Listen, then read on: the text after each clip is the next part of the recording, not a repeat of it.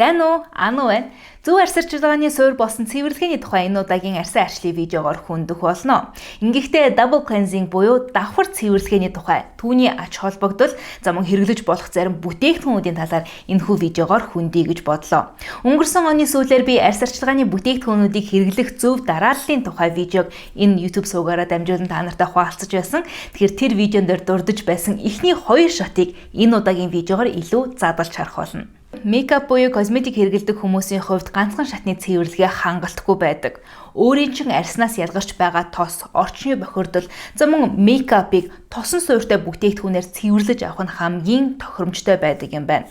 Учир нь ийм төрлийн бүтээгдэхүүний суурь болсон тос нь өөрийн нүүрнээс ялгарч байгаа тос, мейкапны суурьтай бол төгс хослон бүтцийг нь эвдэлж арилгаж авахд илүү хялбархан болгож өгдөг. Ингэхдээ арьс арчилгаанд зориулсан шингийн хэлбэрийн тос ашиглавал арьсыг чинь хуурайшуулахгүй шаардлагатай чигээр хангаж өгөх тосны хүчлүүдээр баялаг байдаг. Тэгэхээр энэ шатанд ашиглаж байгаа бүтээгдэхүүнүүдийн цэвэрлэж байгаа бохирдлыг нь харвал яг л оройн арьс арчилгааны хамгийн ихний шат гэдэг нь гарцаагүй болж байгаа бах. Учир нь унтаад босоод ирсэн хүний хувьд бол орчны бохирдол мөн түүнчлэн арьсан дээр чинь мейкап байх үндэслэл байхгүй. Тэгэхээр энэ шатанд ашиглаж болох зарим бүтээгдэхүүнийн талаар тун удахгүй зөвлөх болно. Хоёр дахь шатны цэвэрлэгээ нь эхний шатны цэвэрлэгээнээс арилалгүй үлдсэн бохирдлыг арилгах зориулалттай голчлон усан суурьтай бүтээгдэхүүнүүд байдаг. Гээлэн болон хөөсөн бүтэцтэй. Мейкап болоод орчны бохирдлыг арилгах гэхээсээ илүүтэй өөрийн чин арьснаас ялгарсан бохирдлыг цэвэрлэх зориулалттай. Ийм учраас оройн арьс арчилгаанаас гадна өглөөний арьс арчилгаанд хоёр дахь шатны цэвэрлэгээнээс эхэлдэг. Тэгэхээр double cleansing буюу давхар цэвэрлэгээ хийх гэж байгаа хүмүүст эхний шатныхаа цэвэрлэгээндээ ашиглаж болох зарим бүтээгдэхүүнүүдийг та нарт зөвлөе. Энэ бол Hada Labo-гийн Gokujung line-ы будаг арилгагч.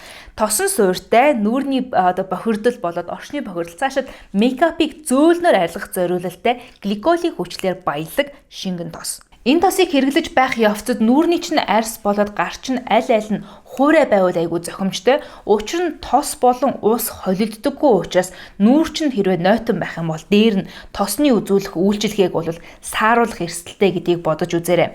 Зөвмөн туршин шингэн тос хэлбэртэй учраас арилгахад нэлээд төвөгтэй байдаг нүдний будгийг бол ийм төрлийн тосоор арилгавал айгүй зохимжтой байдаг юм шиг надад санагддаг юм.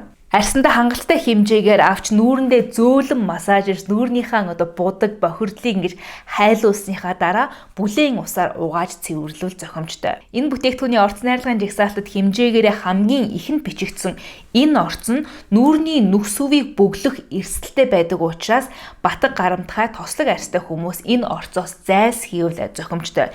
Гэхдээ яг энэ бүтээгдэхүүний тухайд бол араас нь хоёр дахь шатны цэвэрлэгээ хийгээд бүтээгдэхүүнийг тэр чигээр нь арилгаж учраас би бол тэр болгон санаа зовхгүй. Мөн агуулгын жагсаалтад 5 дугаарт бичигдсэн хохоба тос нь антиоксидант үйлчилгээтэй гэдгийг сануулъя. Нэг хүнд будаагүй өдрүүдэд нүүрнийхээ будыг арилгахад ашиглахад нэлээд зохимжтой бүтээгдэхүүн шиг надад санагддаг юм. Харин энэ бол Vanilla Co-гийн Clean It Zero цувралын Cleansing Balm Original гэдэг формуляцаараа бол байгаа.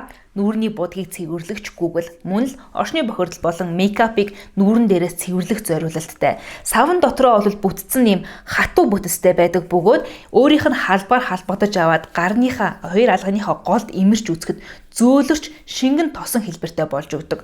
Мөн л адил нүүрэн дээрээ массажлан өгөх байдлаар нүүрний будгийг хайлуулан авах боломжтой. Мөн нүдний будаг тэр дундаа нилээд зузаан тавигдсан нүдний будгуудыг арилгахад энийг ашиглах айгүй зохимжтой юм шиг надад санагдсан. Нүүрний будаг цэвэрлэгч Google хэрвээ ашигладаг бол нүүрэндээ массажлан яг будгаа арилгасныхаа дараа баг зэрэг ус гарн дээр хүргэж ягаад нүүрэн дээр хүргэж эмүүлсжүүлээд араас нь бүлээн усаар угааж авах юм бол нүрийг илүү сайн цэвэрлдэг юм шиг санагддаг. Яг cleansing balm буюу цэвэрлэгч Google ашиглаж үзээд тийм сэтгэлд нь хүрээгүй хүмүүс ихэвчлэн энэ эмүүлсжүүлэх шат буюу араас нь ус нэмэх шатыг орхисон байдгийн бэлээ. Яг энэ бүтээгдэхүүнд эмзэг арьстай хүмүүстэд хэрэглэхийг зөвлөхгүй бүтээгдэхүүний орц байхгүй. Гэхдээ яг өмнөх бүтээгдэхүүний адилаар энэ орц агуулгдсан учраас нүхс өвийг бөглөх эрсдэлтэй. Тиймээс араас нь заавал хоёр дахь шатны цэвэрлэгээр цэвэрлээрэй.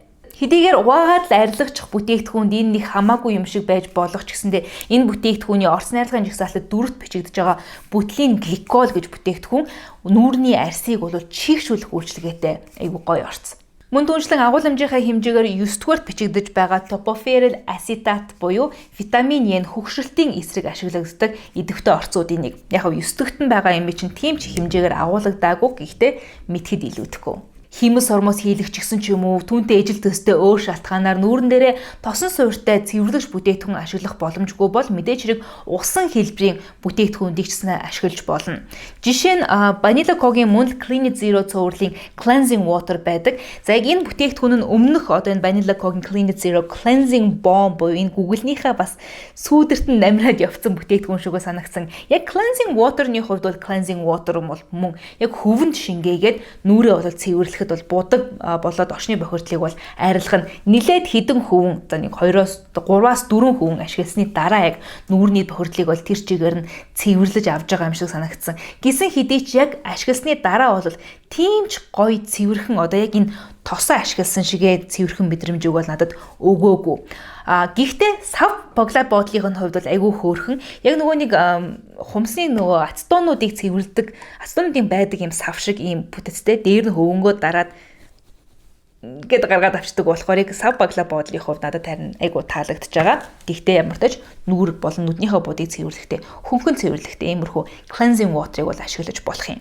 Харин Dr. Oracle-ийн Radical Clear гэдэг цувралынх нь cleansing water надад нэлээд таалагдсан. Толбот өвс буюу Sika эсвэл Centella asiatica, Tiger grass гэх зэрэг нэрээрээ алдартай энэ ургамлын охийг агуулсан нь арсны өрөвслийг дарж тайвшруулах үйлчилгээтэй учраас зарим хүнд өдрүүдэд бол ашиглахад айгүй тохиромжтой юм байлээ. Ceramide 3 мөн нимбэгний хүчил агуулсан хөгшрөлтийн эсрэг үйлчилгээтэй уд модны холтосны охийг агуулсан BHA буюу beta hydroxy acid-ийн үүргийг гүйцэтгэж нүүрэн дээр гарах гэж байгаа одоо батхыг арилгах, урьсан сэргийлэх, гарчсан байгаа батхыг арилгах нөлөөгч гэсэндээ үзүүлдэг. Энэ бүтээгдэхүүнийг хэрэглэж байхад миний нүүрний арсыг хуурайшруулахгүйгээр будаг болоод орчны бохирдлыг нь цэвэрлэж авч байгаа санагдсан. Эхний шатны арс арчилгаанд бол ашиглахад тохиромжтой. Мөн бүтлийн гликол агуулсан учраас над шиг хуурай арстай хүмүүс ашиглахад тохиромжтой. Гэхдээ нимбэгний хүчил агуулсан учраас эмзэг арстай хүмүүс болгоомжтой хэрэглэхийг зөвлөе. Би хувьдаа ашиглахыг зөвлөхгүй ч анхан шатны цэвэрлэгээний шатанд ашиглах боломжтой нэг бүтээгдэхүүн нь нүүрний будаг цэвэрлэгч Noten салфетик. Тэгэхээр бүтээгдэхүүнийг өөрсөн шингээсэн одоо салфетикийг нүүрэн дээр ашиглахдаа ялангуяа нүдэн дээр бол ашиглахад нэлээд ширүүн байдаг учраас өвчлөө тогтоох үндэслэл бас байж болдог гэдгийг анхаараарай. Мэдээж авч явахад авсаархан бүтээгдэхүүнийг урьдчилаад шингээж гисэн байдаг учраас ашиглахад нэлээд хялбар гэдгийг нь ойлгож байна. Тэгэхээр үнэхээр өөр аргагүй тохиолдолд аль болох иймэрхүү бүтээгдэхүүнийг хэрэглэхийг зөвлөе. Би яг өөрөө иймэрхүү төрлийн бүтээгдэхүүн хэрэглэхийг зөвлөмөөргүй байгаа учраас ямар нэгэн бүтээгдэхүүнийг энэ төрөлд энэ категорид бол зөвлөмөөргүй байна. Хоёр дахь шатны цэвэрлэгээ буюу илүү усан суурьтай бүтээгдэхүүнүүд нь аль хэдийн орчны бохирдол косметик арилсны дараа арснаас өөрийн чинь ялгаруулсан бохирдлыг цэвэрлэх зориулалттай мөн өмнөх шатнаас үлдсэн зарим бохирдлыг цэвэрлэх зориулалттай байдаг. Энэ үед гээлэн эсвэл хөөсөн бүтэцтэй бүтээгдэхүүнүүдийг голчлон ашигладаг. Хөөсөн бүтэцтэй бүтээгдэхүүнүүдийн нэг хэцүү зүйл нь хуурай арстай хүн хэрэглэхэд арсыг нь улам хуурайшуулах гэдэг хандлагатай байдаг. Гэхдээ хөөс болгон хуурай арстай хүний арсыг хуурайшуулна гэсэн үг бас биш. Миний хувьд бас яг Hada Labo-гийн Gokujun коллекцийн яг хөөсийг бол ашиглаж үзчихсэн. Дотроо яг ялуураны хүчил буюу арсыг усалдаг орцол агуулсан учраас нүүр цэвэрлж байхад бол арсыг бол хит хуурайшуулахгүйгээр яг бохирдлыг бол цэвэрлэж чадаж байгаа юм шиг санагдаж байлаа. Яг Gokujun-ы бусад бүтээгдэхүүнүүдтэй хоршуулан хэрэглүүл айгүй зохимжтой. Түрүүнд дурдж байсан Gokujun-ы будаг арилгагчийн араас энэ хөөсийг хэрэглэж байхад яг double cleansing-ний нэг режимент энэ яг болчихно гэсэн үг. За харин гээлэн бүтэцтэй цэвэрлэгчийг бүх төрлийн арстай хүмүүс ашиглахад нэлээд тохиромжтой байдаг. Миний хувьд Cosrx-ийн Salicylic Acid Daily Gentle Cleanser буюу TIG 15% салицилын хүчлийн агуулмжтай өдөр бүр ашиглахад тохиромжтой зөөлөн цэвэрлэгчийг яг одоо ашиглаж байгаа. Дотроо цайны бутны навшны тос салицилын хүчил зөвхөн уд модны холтосны усыг агуулсан учраас байгалийн BHA агуулмжаар арсыг чинь гуйжуулан батганаас урьсан сэргийлэх гарсан батхыг арилгахад нэлээд тохиромжтой орцуудыг агуулсан байлаа. Дотроо салицилын хүчилтэй гингүүт энэ бүтээгдэхүүн яг тослог арстай хүмүүс илүү тохиромжтой байж магадгүй гэсэн сэтгэл төрөх бах. Гэхдээ үгүй. Энэхүү бүтээгдэхүүний найрлагад хуурай арсанд ашиглахад тохиромжтой бүтлийн гликол, глицерин мөн яргуу цэцгийн ох багтсан. Тэгэхээр бүтлийн гликол болон глицерин арсыг маш ихээр чийгшүүлдэг бол яргуу цэцгийн охин арьсан дээрээс чийг ууршин алга болохоос урьдчилан сэргийлэх үйлчилгээтэй. Харин тослог батг гарамтгай арьстай хүний хувьд салицилын хүчлийн агуулмж нь чиний хамгийн сайн найз чинь байх болно. Гэхдээ яг цэвэрлэх үүргийг гүйцэтгэдэг энэ орц мөн түнчлэн илүү арьсыг гүлгөр толгор болгох зориулалттай энэ орц нь их хэмжээгээр хэрэглэсэн тохиолдолд арьсны нүх сүвийг бүглэх эрсдэлтэй учраас тослог арьстай хүмүүс нэлээд болгоомжтой хэрэглэх зүйтэй. Гэхдээ мэдээж араас нь энийг цэвэрлээд усаар харилгаад авчих учраас би бас тэр орцны агуулмжид нэг их санаа зовхгүй байна. За харин эмзэг арьстай хүмүүс энэ бүтээгдэхүүнийг хэрэглэхдээ болгоомжтой хандахыг зөвлөж байна.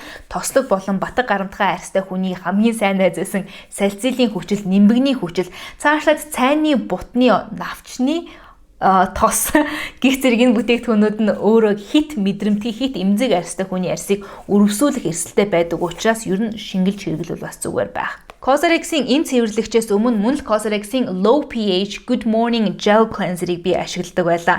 Яг энэ нь арьсыг илүү хүчлэг орчин цэвэрлэх зориулалттай тунгалаг гээлэн бүтээгдэхүүн. Дотроо битэн салицилын хүчлийн давс буюу салицилын хүчил болон арьс чигшүүлэгч битэний холц. Сайны бутны навчны тос агуулсан нь батганаас урьдчилан сэргийлэх арилгах үйлчилгээтэй орцууд бол нимбэгний хүчил нь хөвгшөлтийн эсрэг үйлчилгээтэй. Бүтлийн гликол болон яргуу цэцгийн охи агуулсан хуурай арьстай хүмүүст ашиглахад нэлээд тохиромжтой болгож өгч байгаа. Мөн түнчлэн алантоин гэх орц агуулсан арьсыг тайвшруулж өгөх нөлөөтэй учраас батг гарамтгай болон эмзэг арьстай хүмүүст нэлээд тохиромжтой. Хэдийгээр алантоин агуулж өгсөн байгаа ч гэсэн цайны бутны навчны тос агуулсан эмзэг арьстай хүмүүсийн арьсыг өрөвсүүлэх эрсдэлтэй байгаа гэдгийг мартаж болохгүй. Нимбэгний хүчилж гэсэндээ энэ дотор агуулгдсан байгаа. Cosrx-ийн энэ хоёр цэвэрлэгч надад аль нь таалагдсан. Энийг нь бол илүү нэг тийм гүн цэвэрлэгээ хэрэгтэй байгаа өдрүүдэд ашиглахад арай тохиромжтой. Харин Low pH Good Morning Gel Cleanser-ыг өдөр тутамдаа ашиглахад нэлээд эвтэйхэн санагдаж байлаа. Cosrx-ийн энэ хоёр бүтээгдэхүүнийг аль алийг нь Beauty Secrets CGM-ээс хүргүүлэн авах боломжтой. Энэ хоёр бүтээгдэхүүнийг би видеоны доор тайлбар хэсэгт холбож өгсөн байх болно. Хэрвээ та нар Beauty Secrets CGM-ээр энэ кодыг буюу ANU10 гэдэг кодыг төлбөрөө төлөхийнхөө өмнө ашиглах юм бол 10% хөнгөлөлт авах боломжтой шүү. Зөвхөн энэ хоёр бүтээгдэхүүн гэлтэхгүй Beauty Secrets дээр зарагдаж байгаа Cosrx-ийн бүх бүтээгдэхүүнүүдээр энэ код ажиллах болно.